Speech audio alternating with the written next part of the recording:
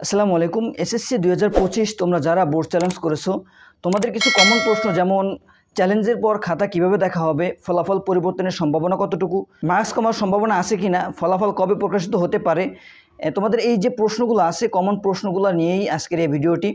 কথা না বাড়িয়ে চলো শুরু করা যাক। প্রথম প্রশ্ন হচ্ছে, চ্যালেঞ্জের পর খাতা কিভাবে দেখা হবে। দেখো, চ্যালেঞ্জের পর তুমি বোর্ড চ্যালেঞ্জ করছো, চ্যালেঞ্জটা যখন বোর্ডের কাছে পৌঁছাবে এরপর তোমার খাতাটাকে আবার পুনরায় দেখা হবে, তোমাকে আবার পুনরায় মার্কস দেওয়া হবে, 1 নাম্বার 2 নাম্বার করে তোমার প্রতিটা পেজ দেখা হবে, এরকম না।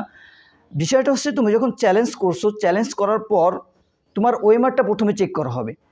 তোমার দেখা হবে যে তোমার রোল নাম্বারে কোথাও ভুল আছে কিনা, রেজিস্ট্রেশনে ভুল আছে কিনা, সেট কোড বিষয় করে তোমার কোনো সমস্যা হয়েছে কিনা। যখন এইগুলা দেখার পরে খাতাটা যখন হাতে পাওয়া যাবে, যখন তোমার খাতাটা হাতে পাবে স্যাররা, তখন স্যাররা জাস্ট তোমার খাতাটা দেখবে যে খাতার ভিতরে কোনো পৃষ্ঠা মিসিং হয়েছে কিনা। মানে তোমার যে স্যার খাতাগুলো দেখে, একজন স্যার তো অনেকগুলো খাতা দেখে, 300-400 খাতা দেখে, অল্প সময়ের ভিতরে তাকে খাতা দেখতে হয়। তো দেখবে যে স্যার কোনো পৃষ্ঠা মিস করে গেছে কিনা, একসাথে একটা পৃষ্ঠা উল্টাইতে যায় 2টা পৃষ্ঠা উল্টে গেছে, এরকম হয়েছে কিনা। যদি এরকমটা হয় তাহলে ওই খাতাটাকে পুনরায় ওই যেই জায়গাটা দেখা হয় না ওই জায়গায় একটা মার্ক দেওয়া হবে।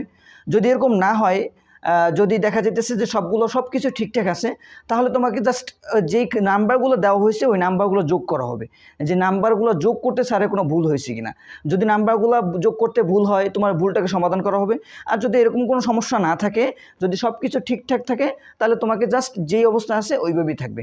দ্বিতীয় প্রশ্ন হচ্ছে, ফলাফল পরিবর্তনের সম্ভাবনা কতটুকু। দেখো, প্রতি বছর লাখ লাখ শিক্ষার্থী বোর্ড চ্যালেঞ্জ করে, আর এদের থেকে প্রায় প্রতি বছর দেখা যেতেছে যে গত বছরের হিসাব দেখলে যে 10-12 হাজার স্টুডেন্টের মতো বোর্ড চ্যালেঞ্জের পরে ফলাফল পরিবর্তন হয়। যদিও পার্সেন্টটা একটু কম, দেখা যেতেছে প্রতি বছর 5%, 10% স্টুডেন্টের রেজাল্ট পরিবর্তন হয়, তবে এটা কিন্তু একেবারে যে হয় না এমন তো না। প্রতি বছর তো প্রায় 10-12 হাজার স্টুডেন্টদের রেজাল্ট পরিবর্তন হয়। তো এর ভিতরে রেজাল্ট পরিবর্তন হওয়ার সম্ভাবনা আছে অবশ্যই। তোমার যদি সব কিছু ঠিকঠাক থাকে, তোমার আবেদন যদি ঠিক থাকে, তোমার লেখা যদি ঠিক থাকে, তাহলে দেখা যেতেছে অবশ্যই তোমার আবেদনের পরে রেজাল্ট পরিবর্তন হবে।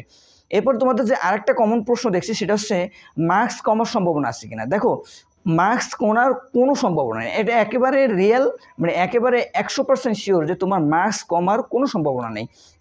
তুমি যদি আবেদন করার পরে মনে করো যে তুমি যেখানে লিখছো ওইখানে স্যার তুমি লিখছো 5 মার্ক পাওয়ার মতো একটা কিছু লিখছো, কিন্তু স্যার ওইখানে তোমাকে 10 মার্ক দিছে। এখন যে খাতাটা দেখা হবে, দেখার পরে তোমার যে ওই 5 মার্ক কমানো হবে, বিষয়টা একদমই এমন না। তোমাকে যদি স্যার 10 মার্ক দিয়ে থাকে, তুমি যদি 10 মার্ক পাওয়ার যোগ্য নাও হও, যদি তোমাকে প্রথমবার দিয়ে থাকে, অবশ্যই তুমি 10 মার্কই পাবে। এখানে তোমার আর মার্কস কমার কোনো সম্ভাবনা নাই। তো এরপর যে তোমাদের যে আরেকটা প্রশ্ন আছে, সেটা হচ্ছে ফলাফল কবে প্রকাশিত হবে। দেখো, তোমরা 10 তারিখে রেজাল্ট পাইছো, 11 থেকে 17 তারিখ পর্যন্ত তোমরা বোর্ড চ্যালেঞ্জ করছো। বোর্ড চ্যালেঞ্জ হওয়ার পরে তোমরা প্রায় লাখ লাখ শিক্ষার্থী, প্রতি বছরের থেকে এবছর আবেদন অনেক বেশি হবে, কেননা 2 লাখ, 2.5 লাখ, 3 লাখ ফেল করে। সেখানে এবছর কিন্তু প্রায় 6 লাখ শিক্ষার্থী ফেল করছে। এছাড়াও অনেকে তাদের মন মতো রেজাল্ট পায় নাই, অনেকে ফলাফল তাদের মন মতো হয় নাই, এজন্য তারাও কিন্তু বোর্ড চ্যালেঞ্জ করবে। তো দেখা যেতেছে অনেক বড় একটা সংখ্যা স্টুডেন্ট বোর্ড চ্যালেঞ্জ করবে। এজন্য তোমার বোর্ড চ্যালেঞ্জ করার পরে 3-4 দিন যাবে তোমাদের শুধু খাতাগুলো খুঁজে বের করতে। খাতাগুলো খুঁজে বের করার পরে এরপর স্যারদের কাছে আবার মূল্যায়ন করতে পাঠানো হবে, স্যাররা মূল্যায়ন করবে। এরপর আবার যেই প্রক্রিয়াটা বললাম ওই প্রক্রিয়া খাতাগুলো চেক করবে। এরপর তোমাদের মার্কটা আসার পরে পুনরায় যখন তোমাদের মার্কটা আসবে, এরপর আবার ওয়েবসাইটে তোমাদের এই সংশোধনী মার্কসগুলা ওটা আবার প্রকাশ করা হবে। তো এই কাজগুলো হইতে প্রতি বছর দেখা যায় প্রায় 27 থেকে 28 দিন সময় লাগে। গত বছরের দিকে যদি আমরা তাকাই, বোর্ড চ্যালেঞ্জের পরে প্রায় 27-28 দিন পরে রেজাল্ট প্রকাশিত হয়েছিল।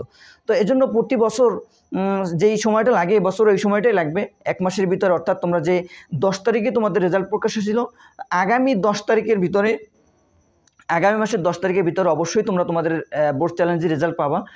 প্রতিটা আপডেট, এরপরে কেমনে রেজাল্ট পাবা, তোমাদের পরীক্ষা ভর্তি সিস্টেম কি হবে।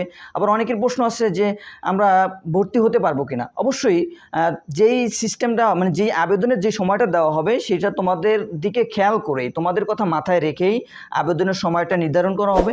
এর জন্য তোমরা আবেদনও করতে পারবা, এ নিয়ে তোমাদের কোনো সমস্যা নেই। তো এরপরে তোমাদের করণীয় কি, কলেজে আবেদন, ভর্তি, রেজাল্ট সব কিছু নিয়ে এই চ্যানেলে নিয়মিত ভিডিও প্রকাশ করা হবে। এর জন্য তোমরা অবশ্যই চ্যানেলটাকে সাবস্ক্রাইব করে রাখবে।